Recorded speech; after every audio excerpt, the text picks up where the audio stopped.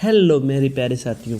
आज हमारी राजस्थान जीके की 14 क्लास होने वाली है। अगर आपने उन क्लासों को नहीं देखा है तो कृपया उन क्लासों को ज़रूर देखें।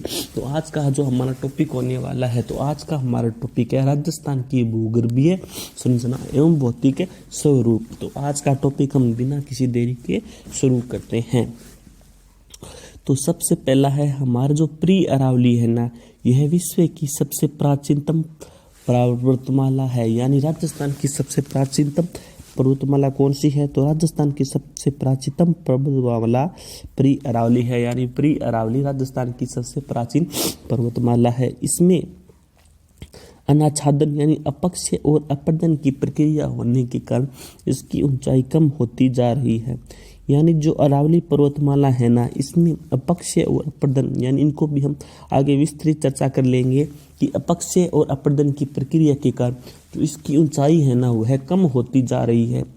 इसलिए इसको अवशिष्ट पर्वत की श्रेणी में आ रहे हैं। यानी इसलिए इसको अवशिष्ट पर्वत कहा जा रहा है। अब हम अगले जो टॉपिक आए थे ना, अनाच्छादन यानी अपक्षय और अपर्दन, उन पर भी अब हम चर्चा कर लेते हैं कि अपक्षय और अपर्दन क्या होता है। तो अपक्षय क्या हो गया? चट्टानों का अपने स्थान पर टूट फूट कर बिखरना ही अपक्षय है। यानी ये हमारी चट्टान है, यह किसी कारणवश यहाँ से टूट गई और ये बिखर गई टूट कर, तो यह क्या हो गया? यह अपक्षय हो गया। फिर है अपर्दन।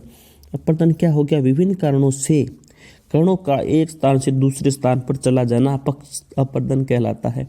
तो अपर्दन क्या हो गया? ये जो हमारी चट्टान है, इसके कण हैं, ये किसी कारणवश एक स्थान से दूसरे स्थान पर चले जाते हैं ना, वह अपर्दन हो गया। जैसे पानी के बहाव के कारण, या फिर जब वर्षा ऋतु आती है और वर्षा होती है ना अधिक से ज़्यादा, जब उसके कण होते हैं वह पानी के साथ बहकर दूसरे स्थान पर चले जाते हैं, या फिर अन्य किसी कारणों से, तो वह क्या हो गया? वह हो गया अपर्दन। फिर है अगला क्या है हमारा? अगला है हमारा बुंदेलखंड नीस। यानी जो हमारा अगला है वह है बुंदेलखंड नीस। तो बेड़च घाटी से चित्तौड़गढ़ एवं भीलवाड़ा में 110 किलोमीटर का क्षेत्र भीलवाड़ा सुपर ग्रुप के नाम से जाना जाता है। तो बुंदेलखंड नीस क्या है? बेड़च घाटी से क्या हो गया कि बेड़च घाटी से चित्तौड़गढ़ एवं भीलवाड़ा में 110 किलोमीटर का क्षेत्र भीलवाड़ा सुपर ग्रुप के नाम से जाना जाता है। आगे क्या है? आगे हम देख लेते हैं। इस बुंदेलखंड नीस में गुलाबी ग्रेनाइट की प्रधानता है। जो हमारा बुंदेलखंड नीस है, इसमें सबसे ज़्यादा किसकी प्रधानता है? इसमें सबसे ज़्यादा है गुलाबी ग्रेनाइट की प्रधानता है। इसके साथ में अन्य चट्टानें पेग्मेटाइट और मेंटेटाइट शिस्ट हार्न ब्लेड है। इसके अंदर क्या क्या है? इसके अंदर अन्य चट्टानें भी है, जैसे पेग्मेटाइट हो गया, मेंटेटाइट हो गया, शिस्ट हो गया, हॉर्न ब्लेड हो गया, ये आदि के आदि इसके अंदर है। फिर है अगला है प्री कैम्ब्रियन। प्री कैम्ब्रियन क्या है? तो प्री कैम्ब्रियन क्या है? अरावली पर्वतमाला का निर्माण अपनति के कारण है। यानी अरावली पर्वतमाला का कारण अपनति के कारण है। अरावली पर्वतमाला को वलन का उदाहरण या वलित पर्वतमाला कहा जाता है। अरावली पर्वतमाला को वलन या फ्लोड का उदाहरण या वलित पर्वतमाला कहा जाता है। फिर है वलन। तो वलन किसे कहते हैं? वलन है भूगर्भ में सर्पिलाकार आकृति वलन कहलाती है। यानी वलन क्या है? भूगर्भ में जो सर्पिलाकार आकृति होती है ना, वह वलन कहलाती है। फिर अगला है अपनति। अपनति क्या हो गया? वलन का ऊपर उठा भाग अपनति, जबकि नीचे वाला भाग अभिनति कहलाता है। तो अपनति क्या हो गया? वलन का ऊपर उठा हुआ भाग अपनति है, जबकि नीचे वाला भाग है वह हो गया अभिनति कहलाता है। फिर अगला है फेकोलित। फेकोलित क्या हो गया? अपनति एवं अभिनति के मध्य मेघवा का जमाव फेकोलित कहलाता है। तो अपनति क्या हो गया? अपनति हो गया फेकोलित। अपनति क्या हो गया? अपनति है वलन का ऊपर उठा भाग अपनति, जबकि नीचे वाला भाग अभिनति कहलाता है। और फेतोलित क्या हो गया? अपनति एवं अभिनति के मध्य मेघमा का जवाब फेकोलित कहलाता है। अगला है हमारा जो है प्री कैम्ब्रियन। यानी प्री कैम्ब्रियन क्या है? तो प्री कैम्ब्रियन क्या हो गया? अरावली पर्वतमाला को वलन या फ्लोड का उदाहरण या वलित पर्वतमाला कहा जाता है। अरावली पर्वतमाला को वलन का उदाहरण या वलित पर्वतमाला कहा जाता है। वलन भूगर्भ में सर्पिलाकार आकृति वलन कहलाती है। वलन क्या हो गया, जो भूगर्भ में सर्पिलाकार आकृति होती है ना, वह वलन कहलाती है। जबकि अपनति क्या हो गया, वलन का ऊपर उठा भाग, जबकि अपनति नीचे वाला भाग अभिनति कहलाती है। यानी वलन का जो ऊपर उठा भाग वह तो हो गया अपनति, जबकि नीचे वाला भाग अभिनति कहलाता है। आगे फेकोलित। फेकोलित क्या हो गया, अपनति एवं अभिनति के मध्य मैग्मा का जमाव फेकोलित कहलाता है। फेकोलित क्या हो गया, अपनति एवं अभिनति के मध्य मैग्मा का जो जमाव है ना वह फेकोलित कहलाता है। उसके बाद अगला है संपनति। संपनति क्या हो गया, एक अपनति में बहुत सारी अपनति एवं अभिनति होती है जिसे संपनति कहते हैं। इस संपनति के कारण विशाल सीमा भ्रश 1530 मीटर ऊपर उठ जाता है। फिर है प्री कैम्बियन के दो भागों में विभाजित करते हैं। तो प्री कैम्बियन के कितने भाग है, दो भाग है। कौन कौन से है, एक तो है अरावली महासमूह है, एक है देहली महासमूह।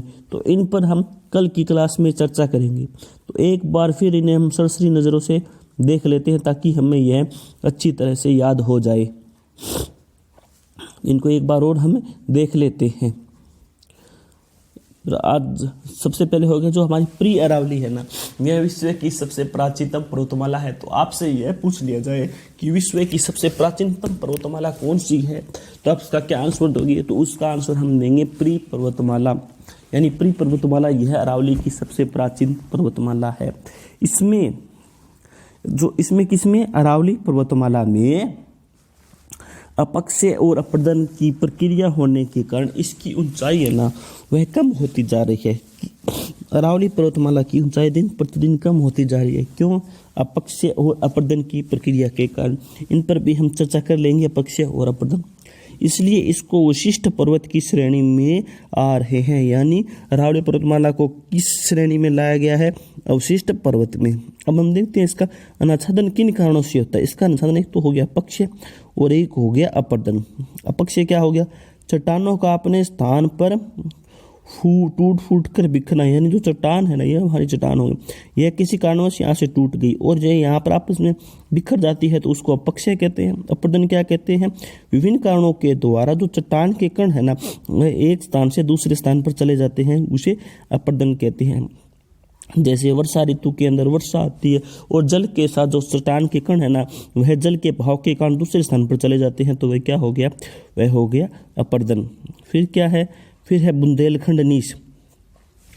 तो बेड़च घाटी से चित्तौड़गढ़ एवं भीलवाड़ा से 110 किलोमीटर का क्षेत्र भीलवाड़ा सुपर ग्रुप के नाम से जाना जाता है।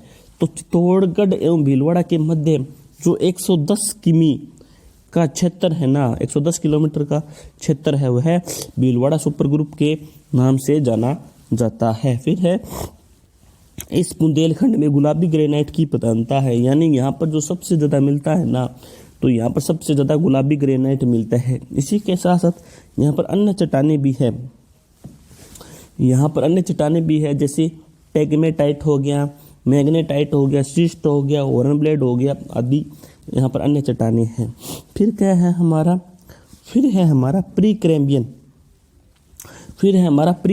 तो प्री कैम्बियन क्या हो गया, अरावली पर्वतमाला का निर्माण अपनति के कारण होता है। तो आपसे यह पूछ लिया जाए कि अरावली पर्वतमाला का निर्माण है ना वह किस कारण होता है, तो वह हो जाएगा अपनति के कारण होता है। फिर क्या बता रहा है हमको, फिर देख लेते हैं हम। अरावली पर्वतमाला को वलन का उदाहरण या वलित पर्वतमाला कहा जाता है। तो अरावली पर्वतमाला को वलन का उदाहरण या फिर वलित पर्वतमाला कहा जाता है। फिर है अगला वलन। वलन क्या हो गया, भूगर्भ में सर्पिलाकार आकृति वलन कहलाती है। यानी भूगर्भ में सर्पिलाकार आकृति वह वलन हो गया। अपनति क्या है, वलन का ऊपर उठा भाग अपनति, जबकि नीचे वाला भाग अभिनति कहलाता है। तो अपनति क्या हो गया, वलन का ऊपर उठा भाग अपनति, जबकि नीचे वाला भाग अभिनति कहलाता है। फिर अगला है फेकोलित। फेकोलित क्या हो गया, अपनति एवं अभिनति के मध्य मैग्मा का जमाव फेकोलित कहलाता है। फिर आगे हम चलते हैं, आगे है हमारा क्या है, आगे है हमारा प्री कैम्बियन। तो प्री कैम्बियन क्या हो गया? अरावली पर्वतमाला का निर्माण अपनति के कारण होता है। अरावली पर्वतमाला को वलन का उदाहरण या वलित पर्वतमाला कहा जाता है। वलन क्या हो गया? भूगर्भ में सर्पिलाकार आकृति वलन कहलाती है। अपनति क्या हो गया? वलन का ऊपर उठा भाग अपनति, जबकि नीचे वाला भाग अभिनति कहलाता है। फेकोलित क्या हो गया? अपनति एवं अभिनति के मध्य मैग्मा का जमाव फेकोलित कहलाता है। और संपन्नति क्या हो गया? एक अपनति में बहुत सारी अपनति एवं अभिनति होती है, जिसे संपन्नति कहते हैं। इस संपन्नति के कारण विशाल सीमा भ्रंश 1530 मीटर ऊपर उठ जाता है। प्री कैम्बियंस के दो भागों में है, एक अरावली महासमूह और एक देहली महासमूह। तो इस प्रकार आज की हमारी क्लास कंप्लीट होती है। मैं आशा करता हूँ आपको यह क्लास बहुत ही पसंद आई होगी। जय हिंद, जय भारत।